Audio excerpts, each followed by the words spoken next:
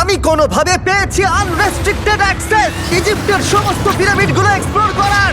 ও আমার গোটা জীবনে আমি এমন জিনিস দেখিনি। আমরা প্রাচীন ফেরাওদের সমাধিগুলোতে যাব, যেসব জায়গায় প্রবেশ করা লিগ্যাল নয়, কারণ ওই জায়গাগুলো খুবই বিপজ্জনক। এখান থেকে পড়ে গেলে কি হবে? ও আমরা নিশ্চিত মরে যাব।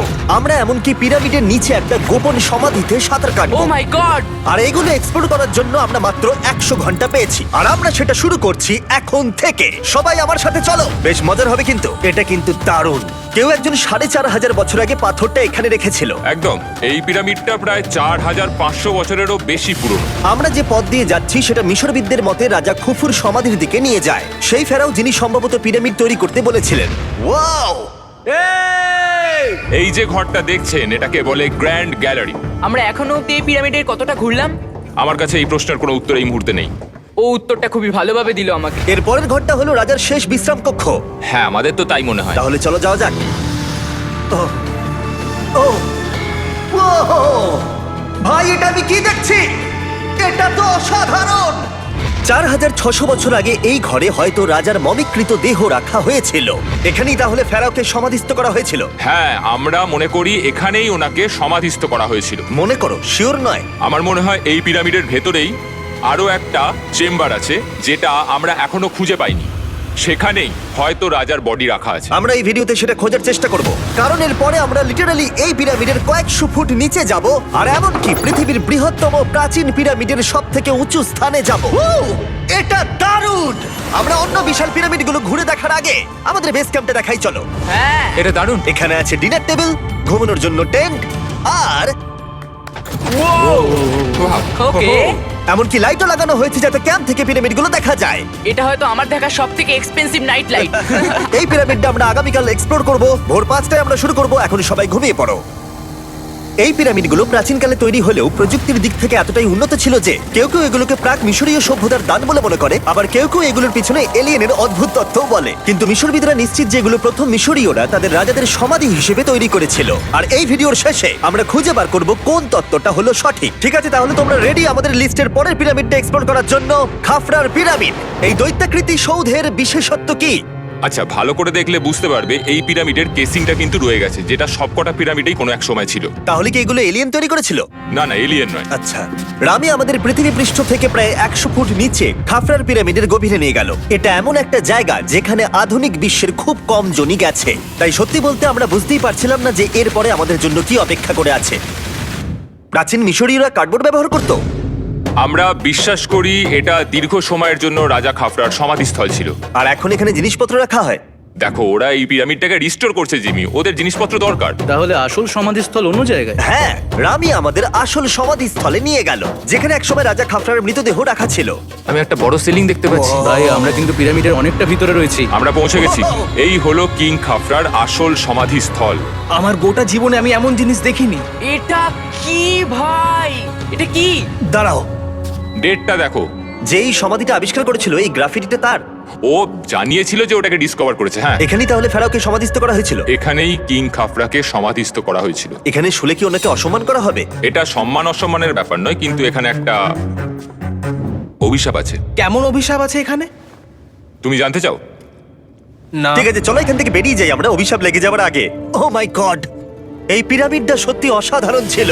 এই পিরামিডটা আমাদের অনেক প্রশ্নেরই উত্তর দেয়নি, কিন্তু হয়তো পরের পিরামিডগুলো আমাদের এই সমস্যার সমাধান করে দেবে, আর আমরা আমাদের প্রশ্নের উত্তর পেয়ে যাব। এই টুমটা হলো গড ওসাইরিসের, যেখানে খুব কম মানুষই Oh my God! এখন অব্দি আসতে পেরেছে। তাহলে আমরা এখানে কি করছি? আমরা ভাবতেও পারিনি পাতালের দেবতার সমাধি মাটির নিচে এতটা গভীরে অবস্থিত। ও ভাই না, এটা তো অনেক নিচে অব্দি গেছে। আগে তুমি যাও curl. O my god, oh my god! আরে ও একটু আওয়াজ না করে নিচে নামছে কি করে? এটাই হলো এন্ট্রেন্স, কাল। হ্যাঁ, তারপরে এটা আন্ডারওয়ার্ল্ডের গডের এন্ট্রান্স। এটা তো অনেক বড় সিঁড়ি। এটা কিন্তু সত্যিই খুব গভীর, মানে তুমি যদি পড়ে যাও। হ্যাঁ, নিশ্চয়ই আমি মরে যাব। হ্যাঁ, এটা কিন্তু সত্যি খুব ভয়ঙ্কর। আমার নিচে নামতে একদমই ইচ্ছা করছে না। আর যদি তোমাদের এটাতেও ভয় না লাগে তাহলে বলি এরপরে আমরা এটার মুখোমুখি হলাম। 3000 বছরের পুরনো মানুষের হাড়। ও মাই গড, আমি এটা কেন ধরে আছি? আচ্ছা, এটা কি খুলি? এটা একটা খুলি। হ্যাঁ, ও মাই গড! এটা এতটাই নিচে যে আমরা আর গভীরে গেলে আমরা সবাই মারাও যেতে পারি অক্সিজেনের অভাবে। একদম ঠিক। চ্যান্ডলার এখন এগিয়ে যাচ্ছে ওসাইরিসের সমাধিস্থলের দিকে। ঠিক আছে, যাওয়া যাক। ঠিক আছে, আমি কিন্তু এখন জলে। ও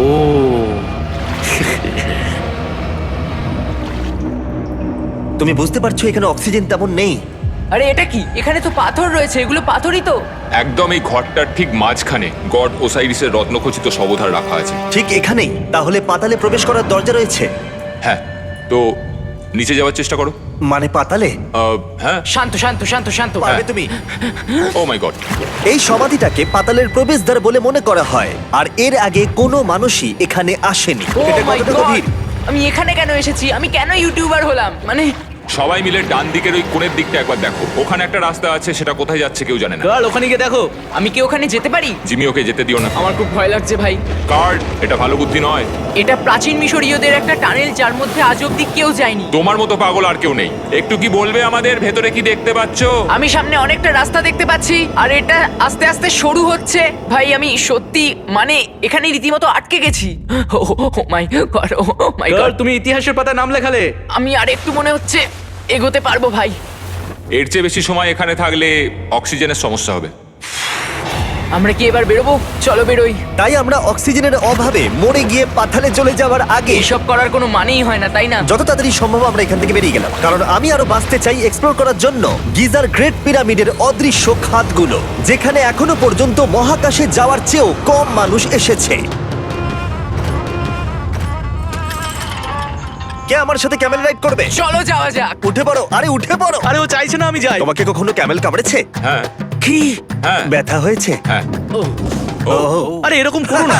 আজকে অনেকক্ষণ ধরে এক্সপ্লোর করা হবে। আমার তো বিশ্বাসই হচ্ছে না। জানলার তুমি ঠিক আছো? না, টানো টানো। আরে আমি পারছি না, আমাকে এটা থেকে নামাও।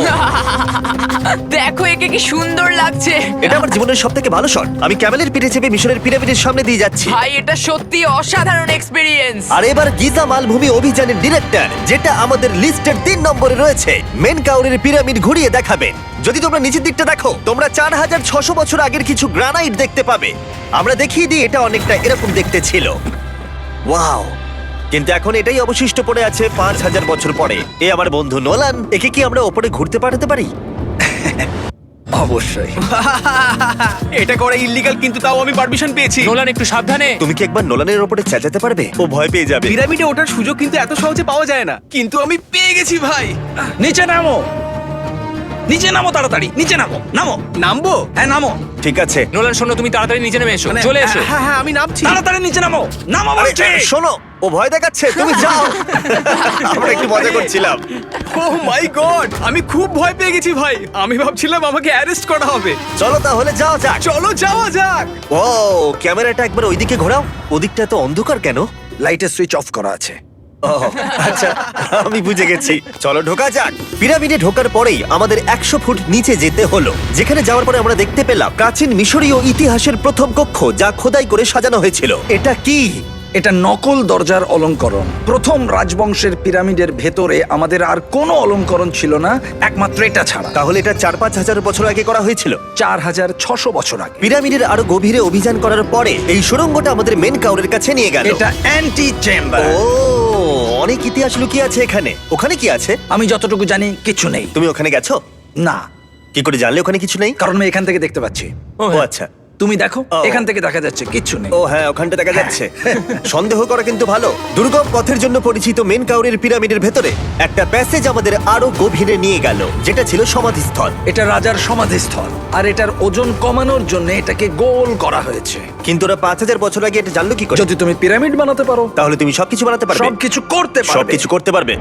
এখান থেকে বেরিয়ে এসে আমি ভাবছিলাম, এর পাশে আরো 3টে ছোট পিরামিড কেন তৈরি করা হয়েছিল? এই ছোট পিরামিডগুলো কেন করা হয়েছিল? মেনকাওর এই ছোট পিরামিডগুলো বানিয়েছিলেন তার 3 জন স্ত্রীর জন্য। তার মানে মেন কাউরের 3 জন স্ত্রী ছিল, আর এগুলো তাদের সমাধি। হ্যাঁ, নোলান, তাই। এদিকে এসো। নোলান, ও ভাই। যদি ওনার 3 জন পার্টনার থাকতে পারে, তোমার অন্তত একজন থাকা উচিত। হ্যাঁ, সে ব্যাপারে কাজ চলছে। আমি একটা মামি আবিষ্কার করেছি, ওর কোনো টাকা লাগবে না। সে সব সময় তোমার কথা শুনবে, কখনো বেশি কথা বলবে না। এটা তোমার জন্য ভালো চয়েস। আপনি আমাকে মামি অফার করছেন? হ্যাঁ, দেখো, ভালোবাসার মানুষকে পেয়ে গেলে আশরাফ এবার আমাদের ছেড়ে চলে যাবে। ও চলে যাবার আগে আমি ওর মতামত শুনতে চাইছিলাম। তার মানে এলিয়েনরা পিরামিড বানায়নি? এলিয়েন পাগল নাকি? এরকম বলো না। আমাদের এই পুরো মিশরে 124টা পিরামিডস আছে, আর প্রত্যেকবার আমি এলিয়েন্সদের ফোন করে বলবো যে আমাদের জন্য পিরামিডস বানিয়ে দাও। এটা হতেই পারে না। মিশরীয়রাই হ্যাঁ। এগুলো বানিয়েছে। আরে, হ্যাঁ।